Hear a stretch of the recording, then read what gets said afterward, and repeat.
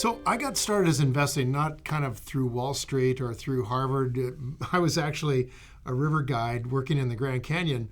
When I kind of launched my investing career, I was in the Grand Canyon because I had spent a tour with the U.S. Army. I was in 8th Special Forces Group down in Latin America, and then I went to Vietnam as a platoon leader.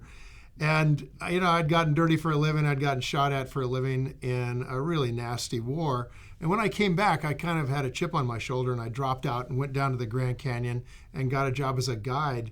And I stayed down there 10 years, essentially, with this sort of chip on my shoulder about people who were wealthy and didn't have any interest in making money. I was just living on $4,000 a year.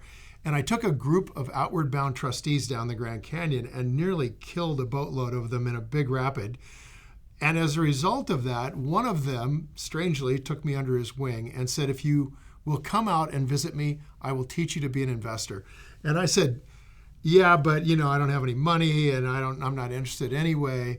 But just the way it turned out, I got cold that winter. He lived in La Jolla, California, and I went out there and I got kind of brought into this world that I thought was so complicated and so out of my skill set. I got brought into it and found out it's really simple. And good investing boils down to about 4 things that you have to do well. And if you stay focused on those as an individual investor, you can do extremely well. Wait, I have a question. Were you afraid when you first started that? Well, there's the thing. I wasn't afraid when I first started that. No worries. I'd been working as a guide for 10 years in big whitewater in the canyon. Before that, I was over in Vietnam. And so to me, working with money, it never occurred to me that it would be something to be afraid of, right? I was starting from a very brave place, which was I was already broke. So that gives you a lot of power, actually.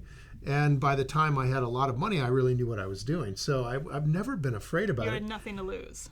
I started with nothing to lose. And then when I had something to lose, I'd already conquered so I the knowledge. Have felt terrified. And this was what astonished me. Because I had a lot to lose. Yeah, when I started teaching Danielle, it was like, she's afraid of doing this. I could not get my head around that. Yeah, and I couldn't get my head around the fact that you had no idea what I was talking about. It was the strangest disconnect. And it showed me that really the reason I've been avoiding this so much is something that's actually different between you and me. And it's this feeling of full-on fear. Afraid of what could happen to everything I've worked for my whole life. Yeah, and what you taught me was that I'm out teaching thousands of people a year how to invest.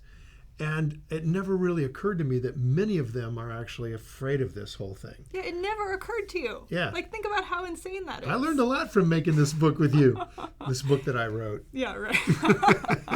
This book that we wrote. But the way I got through it is education. I started learning from you and practicing on my own and just slowly developed enough skill and enough knowledge and enough experience that I started to trust myself and I started to trust my own ability to make good decisions in the investing world. And that's when the fear started to go away. It started to go away. It's never going to go away completely, I got to be honest. Yeah, but it helps it when you make a 40% return on your first investment, yeah, that helps doesn't a lot. Now I'm like, oh, let me in.